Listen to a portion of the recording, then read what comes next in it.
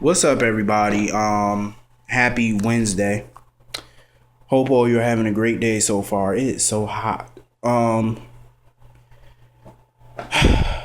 Today is just such a nice day out. And yes, I have my animal crackers. Of course, I love these shits. Um, yes, I have heard the news that Jeremy, what's his name? Jeremy Barash, I think. The guy that used to play Johnny Zakar. Him and Kirsten Storms, Maxie, have secretly gotten married in June. It complete like how the fuck do you hide a marriage that long? Cause I thought all marriages are public record. How do you hide that shit? So they got married in June and she's currently pregnant. They're expecting the baby in January of 2014. So congrats to, the newlyweds slash parents to be. Congratulations. I knew that they were dating. I just didn't know that it was going into marriage right now. I didn't know that. So definitely congrats to them. Okay, let me get on with this review. Tracy and Connie, I kind of like their friendship. I kind of do. I like their friendship. They talked about a lot of things.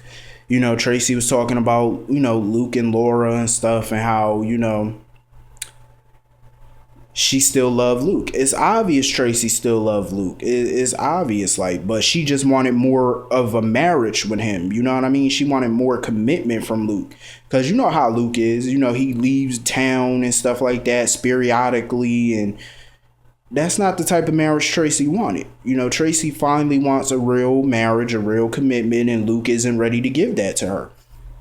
And she knows that she'll never probably have Luke's heart, not all of his heart, because he still got feelings for Laura, he still love her, and Tracy just feel like maybe she can't compete with that. So I feel bad for Tracy, because one day hopefully she'll have a real marriage, because her only real marriage really was with Luke. That was her real love was Luke. All them other marriages that she had were just.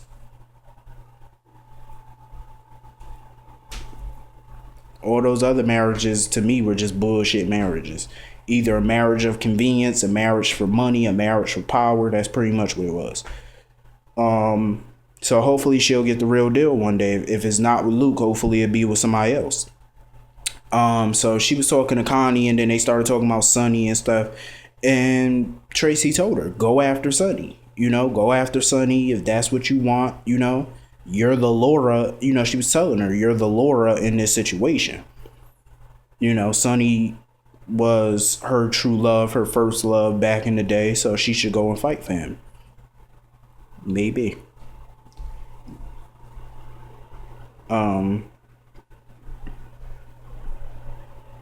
Connie, my piece of advice to Connie is leave Sonny alone. If he want to go be with Olivia, let him be. You're better off. Even though I know she's gonna die, but live out the rest of your days and be happy. That's all I can say. And Tracy was telling her to watch her back of AJ, of course, because AJ is a drunken disaster. Speaking of drunken disaster, that whole scene with him and Elizabeth it was cringeworthy. The way he talked to her. I don't care if you hate Elizabeth. I don't care if you dislike Elizabeth. Personally, I don't care for the woman myself. But she didn't deserve that. Come on now. For him to sit there and bring up Jake, her son who died 2.5 years ago, to bring him up and to say that it was her fault that he died, he basically said it was her fault because she wasn't paying attention to her son. Let me tell you something. Personally speaking, I never felt it was her fault because it can happen to any parent. And don't you dare in the comments say that it can't happen, because yes, it can. You can be overwhelmed with something and paying attention to something and your child can wander out the door and anything can happen. Let me tell you something. Accidents happen.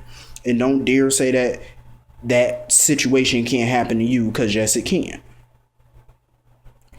What happened was a freak accident. It's something that can happen at any time. Shit, accidents happen. That's just what it is. But I never felt it was her fault. You know, she was overwhelmed. She was doing stuff and she wasn't paying attention to him.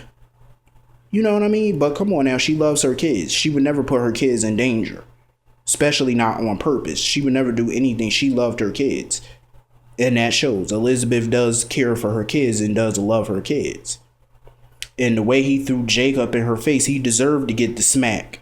I like that she smacked the shit out of him. He deserved that. But I have to say, she would be a fool if she took him back after what he said to her. I think Elizabeth would be a fucking fool if she take him back after the way he talked to her. I don't care if he was drunk or not. Let me tell you something. This is something I believe in. A drunk person speaks a sober mind. And when somebody's drunk and they say and do certain things, obviously it's a subconscious thing. That means that they really wanted to do it if they were sober, but they just didn't. I feel like he meant what he said. And remember how he said that he was showing her his true self. Here's what I said on Twitter before. If somebody show you who they really are, believe them. And he's clearly showing her who he really is, so she needs to walk away from him. But I am glad that she took his car keys and stuff like that and told him to get a cab. That was smart thinking, because you remember back in the day what happened with him and Jason and stuff in that car crash, so it was good thinking. But AJ, I'm done with him. I'm no longer on his side. He crossed the line. When he spoke of Jake, he crossed the line. I'm done. He's just a petty son of a bitch. Talking about he lost everything. What the fuck did you lose? Only thing you lost was EOQ. You still had Elizabeth. You got Michael. You got your house. You still live at the Quartermains. Cause hell, your mother owns the mansion. So you still got money. What did you lose? All you lost was a job. It's a soap opera. People lose jobs and get new ones every day. Especially on a soap they do. I see this shit all the time on Y&R and stuff like that. People lose companies and they get it right back the next day. Come on now. AJ, shut up. All you want to do is blame everybody for your fuck ups or whatever. How about getting off your ass and doing something about it instead of wasting your life in a bottle? How about that? Grow up. Stop being immature. He like I said, you still got a lot of growing to do. So he went home and got the fucking gun out of his safe. Out of the family safe, he done got a gun out the safe. So now he really about to go do some damage. He's an idiot. I'm done. I'm too through with AJ Quartermain. So anyway, when Carly, with the scene with Carly, Michael, and Morgan, I was a little pissed by this scene. It's like Carly she wants Morgan to tell the truth about the fact that he knew Kiki wasn't a Quartermain. Tell the truth so that way Michael could have Kiki. That's pretty much what she want. It's like fuck Morgan feelings. I have a feeling that one of these days, soon, Morgan is going to end up defecting the Corinthos family. I think he's going to end up working with the Jeromes down the line. Because I think in Morgan's mind, he feels so disrespected by his own, not just Sonny and Carly. He feels disrespected by them. He feels disrespected by Michael. He feels disrespected. It's like and I think part of the reason why he married Kiki was because he wanted attention from them. But yet, even when they're trying to give him attention, they're still thinking about Michael. They're still worrying about what Michael goes through, how Michael feel. Like the way Carly was saying, talking about Michael's been through this, Michael's been through that, Michael this, Michael that. What about Morgan? Come on now. Start thinking about his wants and needs. To hell with Michael. And I really mean that. To hell with Michael. I mean, come on now. What kind of a brother goes after another brother girl? Come on. Cousin or not. Come on now. That's just Michael. He's wrong. And the way he act like he ain't really sorry about the shit. And then when Michael was saying that he had to find AJ because he might fell off the wagon or whatever, the comment that Morgan made was fucked up though. How he said, "I'm glad my dad ain't a drunk." I was like, wow, Morgan. That was a low blow. That was a real low blow. So So, Morgan tells him that they're still brothers and stuff like that. I just got this feeling Morgan and Michael's relationship is never going to be the same. They could be cool and stuff like that, but I just got this feeling it's never going to be the way it used to be. And I'm starting to get that vibe. So Morgan left. Carly and Michael were talking and stuff about finding AJ. And even though, Carly can't stand AJ, she's still willing to help Michael look for him because of Michael and stuff like that.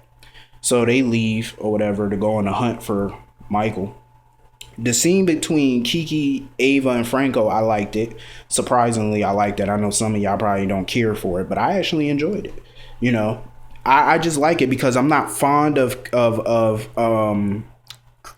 Kiki. I'm not fond of her, but I do love Kristen Alderson. I love her acting because emotionally she brings it, and can't nobody tell me she don't. Come on now. Kristen Alderson, she brings it. She brings the emotion. She brings the anger. She brings it. She's a damn good actress. I don't like the character sometimes. When she was Star Manning and stuff, I couldn't stand her sometimes, but I just love the acting. It's believable. And she was just trying to figure out why the fuck Ava was lying so much and stuff, and Ava couldn't give her a straight answer. So, Kiki apologizes to Franco, because she wanted to get to know him and stuff like that. She was looking forward to it, but now that's fucked up. Franco apologized to her too because he said he really wanted that too. And she told her mother to stay the hell out of her life and, keep it moving, which I agree. Ava ain't nothing but a duck-faced liar. So Kiki left. Franco, Ava was trying to tell Franco she's sorry and stuff. Franco grabbed that bitch by the back of that damn weave or her real hair. I don't know what that is, but he grabbed that bitch by the back of the head and he told that bitch, he was like, you better pray. He was like, if I relapse, I'm taking my anger out on your ass. I was like, I know that shit right. I'm starting to kind of like Franco because I see Franco. I always saw Roger Howarth as a more dimensional character. Like I said, I don't like one-dimensional characters. Franco could be a nice guy. He's kind of like Sonny, Carly, and all the other characters. How you can be nice, but if you cross me, I'm going to get your ass back. That's how Franco is. And that's what he was trying to tell Ava. You crossed the line with me. So now if I relapse into this crazy shit, I'm going to take that out on you first. You're the first victim. And you could tell by her face, she was shook. So she go out there or whatever, Morgan out there, him and Kiki talking, and Ava comes out there to tell Kiki that she still love her and that's her little girl, and told Morgan that to take care of Kiki or whatever. Lying bitch. So anyway, everybody's at the hospital and stuff. I love the relationship between Luke and Sonny. Because I haven't seen their friendship in so long on this show. Because, they don't really have scenes. But the scenes they had today of Luke telling him what Helena did and stuff. And telling Sonny to look after his family and stuff like that. And Sonny told him, as long as I run Port Charles, I'm going to protect your family with my life. Protect our grandchild with my life. And I believe Sonny. Because, Sonny loved Lulu and Lucky and, the whole family, So I believe him. And I love that moment. But Luke was looking a little pale. Because Olivia was asking Laura the same question, like, was Luke okay and stuff like that. And Luke, Laura was saying, Luke is fine. He gonna be okay. So all the grandparents and even Mac and Felicia are standing around. And, they were talking about when their kids was babies and stuff like that. I love that moment. So anyway, Maxie, the doctors was telling Maxie that they had to do a C-section. And, Lulu and Dante talking about, they want to be in a room too. Talking about this, that's their baby. They should be in a room. Oh, shut the fuck up. Are y'all the ones going through this pregnancy? Are y'all the ones going in labor? Are y'all the ones going, through all this pain? Are y'all the ones that got to push out a damn truck? Come on now. Are y'all the ones that got to get cut open to get this baby out of? No. So who gives a fuck? All y'all care about is that baby. What about Maxie? She the one that's all in all this pain over a child that y'all think ain't hers. I'm glad the baby is Maxie's. personally speaking, I'm happy that this baby is Maxie. Do you want to know why? Who the fuck want to go through all this pain over a child that ain't theirs? That's why I don't like that whole surrogate situation. Because who want to give birth? Like, childbirth is easy. You know what I'm saying? I seen the movies and stuff when people be in labor and shit. I thank God I don't have to go through it. Because that shit look painful than a motherfucker. It's like trying to push out a damn Buick. I'm like, please. Y'all not the one that got to push out a baby. So why should y'all be in a room? They get on my nerves. All they care about is that baby. That ain't even theirs. What about Maxie? Shit, she the one that got to go through all this pain and all that. She the one doing all the hard labor. So, you know, Lulu was in a room with her and the doctors are working their magic. Dante and Spinelli are standing outside the room looking in the mirror, looking in the window. So the baby finally comes. I'm just going to call the baby girl Falconeri. Well, you know, Falconeri Jones, whatever you want to call it. So, the baby came. Dante went to go tell the parents, you know, tell everybody that the baby was there and stuff like that, and he had to go hold the baby. So he went to go hold the baby and stuff, you know, with Lulu, and they're happy over the new baby girl. And Spinelli was looking in at Maxie through the window, and then he left, and Maxie started to crash and stuff and started to go into a coma and shit.